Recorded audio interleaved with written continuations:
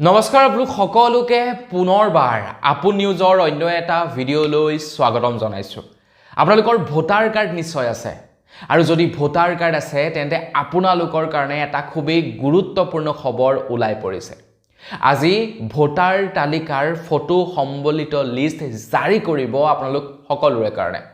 তো এইবাৰ ভোটাৰ তালিকাখন সকলোৰে কাৰণে বহুতেই গুৰুত্বপূৰ্ণ কিয়নো এইবাৰ আমাৰ অসমত হৈছিলে স্পেচিয়েল ৰিভিজন ভোটাৰ তালিকাৰ আৰু সেই ভোটাৰ তালিকাত বহুতো লোকলৈ 7 ফ্ৰমৰ জৰিয়তে নটিচ গৈছিলে।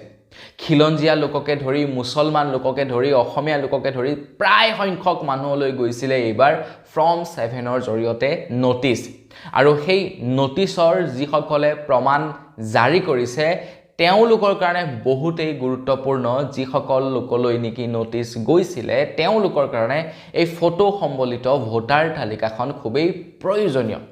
এতিয়া কমেন্ট সেকশনত জনাওকচোন আপোনালোকলৈ বাৰু ফ্ৰম 7ৰ নটিচ গৈছিলে নেকি, কমেন্ট সেকশনত জনাবলৈ নাপাহৰিব। বাৰু যি কি নহওক আপোনালোকৰ যদি ভোটাৰ কাৰ্ড আছে তো আপোনালোকে এই ভিডিঅ'টো সম্পূৰ্ণকৈ চাওক। কেনেবাকৈ যদি কিবা কাৰণত আপোনালোকৰ নাম নাহে ভোটাৰ তালিকাত, ফটো সম্বলিত ভোটাৰ তালিকাত যদি আপোনালোকৰ নাম নাহে, কেনেকৈ আপোনালোকে নাম ইনক্লুড কৰিব সেই সম্পৰ্কে আজি এই ভিডিঅ'টোত মই আপোনালোকক জনাম। তো মই শ্ৰীপাঞ্জ গগৈ, আপোনালোকে চাই আছে আপোন নিউজ। আহক আৰম্ভ কৰোঁ আজিৰ ভিডিঅ'। আগবাঢ়িছোঁ আজিৰ খবৰটোৰ ফালে আগবঢ়াৰ আগতে লাইক এটা কৰিবলৈ নাপাহৰিব আৰু চেনেলটো যদি ছাবস্ক্ৰাইব কৰা নাই তেন্তে চেনেলটো ছাবস্ক্ৰাইব কৰি ল'ব এনে ধৰণৰ খবৰবিলাক নিতো এই চেনেলটোত পাই থাকিবৰ কাৰণে। আজি ভোটাৰ ফাইনেল লিষ্ট জাৰি কৰিব আৰু আজি ফটো সম্বলিত ভোটাৰ তালিকা আপোনালোকৰ কাৰণে মুকলি কৰি দিব, য'ত আপোনালোকে আপোনালোকৰ নামৰ লগতে আপোনালোকৰ ফটো চাবলৈ পাব যে আপোনাৰ নামটোতো আছে কিন্তু ফটোখন আপোনাৰ হয়নে নহয় সেই তথ্য পাতিসমূহ আপোনালোকে আজি চাব পাৰিব। আৰু আপোনাৰ নাম যদি ভোটাৰ তালিকাখনত আছে, ফটো যদি আছে, তেনেহ'লে আপোনালোকৰ কোনো ধৰণৰ চিন্তা নাই। কিন্তু কিবা কাৰণত যদি আপোনালোকৰ ভোটাৰ তালিকাত নাম কৰ্তন হৈ গৈছে, কিবা কাৰণত যদি আপোনালোকৰ কিবা এটা ভুল হৈছে, তেনেহ'লে আপোনালোকৰ কিন্তু বৰ সাংঘাতিক ৰকমে সমস্যাৰ সৃষ্টি হ'ব পাৰে। আপোনালোকলৈ যদি স্পেচিয়েল ৰিভিজনৰ সময়ত নটিচ আহিছিলে ফ্ৰম 7ৰ জৰিয়তে, তেন্তে আপোনালোকৰ সমস্যাৰ সৃষ্টি হ'ব পাৰে। কাৰণ আজিকালি ভোটাৰ তালিকাত নাম থকাটো খুবেই গুৰুত্বপূৰ্ণ। কাৰণ যিদৰে নেকি বিজেপি চৰকাৰে মানুহক বাংলাদেশী সজাবলৈ গৈ আছে ন, তো তেনেকৈ হ'লে আপোনালোকক ভোটাৰ কাৰ্ডৰ পৰা যদি কেনেবাকৈ নাম কৰ্তন হৈ যায়, পুনৰবাৰ ভোটাৰ তালিকাত নাম ভৰাবৰ কাৰণে বিৰাট কষ্ট হ'ব।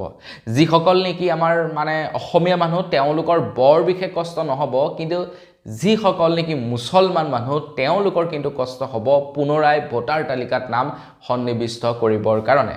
তো সেইবাবে আপোনালোকে আপোনালোকৰ ভোটাৰ তালিকাখন এতিয়াই চাওক, ফটো সম্বলিত ভোটাৰ তালিকাখন আপোনালোকে এতিয়াই চাওক আৰু আপোনালোকৰ নামটো আছেনে নাই আপোনালোকে আইডেন্টিফাই কৰক। আৰু যদি আপোনালোকৰ ভোটাৰ তালিকাত ফটো সম্বলিত নামটি নাই, তেনেহ'লে আপোনালোকে 1950 এই নাম্বাৰটোত কমপ্লেইন কৰক। আৰু যদি আপোনালোকৰ কমপ্লেইন কৰাৰ পাছত ইফালৰ পৰা কিবা সলিউশন দিয়ে, সেইমতে আপোনালোকে কাম কৰক। আৰু আপোনালোকৰ নাম নাপাই যদি আপোনালোকে ফোনো নকৰে, কমপ্লেইনটো নকৰে, তেনেহ'লে কিন্তু বিপদত পৰি যাব। আপোনালোকে যদি ভাবে ভোটাৰ তালিকাৰ পৰা নামটোহে গৈছে, ইন ফিউচাৰ মই নামটো আকৌ এবাৰ ভৰাই ল'ম, কিন্তু আপোনালোকৰ বৰ সাংঘাতিক ধৰণৰ সমস্যা হ'ব। কিয়নো আজিকালি প্ৰত্যেকটো বস্তু আধাৰ কাৰ্ডৰ সৈতে লিংক আছে। আপোনালোকৰ বাৰু মনত আছেনে, আজিৰ পৰা আপোনালোকে প্ৰায় 1-1.5 বছৰৰ পূৰ্বে ভোটাৰ কাৰ্ডৰ সৈতে আধাৰ কাৰ্ড লিংক কৰিছিলে। গতিকে আপোনালোকৰ বিপদ হ'ব পাৰে। কিয় বিপদ হ'ব? কাৰণ আপোনালোকে ভোটাৰ আধাৰ লিংক কৰিছিলে, ইন ফিউচাৰ আপোনালোকে আকৌ এবাৰ ভোটাৰ কাৰ্ড এপ্লাই কৰিবলৈ যাওঁতে আধাৰ কাৰ্ড দিব লাগিব। অলৰেডি যিহেতু আধাৰ কাৰ্ডখন বেলেগত লিংক হৈ আছে, আপোনালোকে নতুন ভোটাৰ কাৰ্ড এটা এপ্লাই কৰিব নোৱাৰিব। চ' আপোনালোকৰ সমস্যা হ'ব। আপোনালোকে এতিয়াই যাওক, আপোনালোকৰ ভোটাৰ তালিকাত আপোনালোকৰ নাম আছে নে নাই সেইটো আপোনালোকে আইডেন্টিফাই কৰক। আৰু যদি নাই, 1950 নাম্বাৰটোত কিন্তু কল কৰিবলৈ নাপাহৰিব। তো বন্ধু-বান্ধৱীসকল, ভিডিঅ'টো অকণমান পাৰিলে শ্বেয়াৰ কৰি দিব, সকলোৱে যাতে ইনফৰমেশ্যনটো জানিব পাৰে। আজিৰ ভিডিঅ'ত ইমানেই। পুনৰ এটা ভিডিঅ'ত সকলোকে লগ পোৱাৰ সাজু বিদায় মাগিছোঁ। ধন্যবাদ। জয় অসম।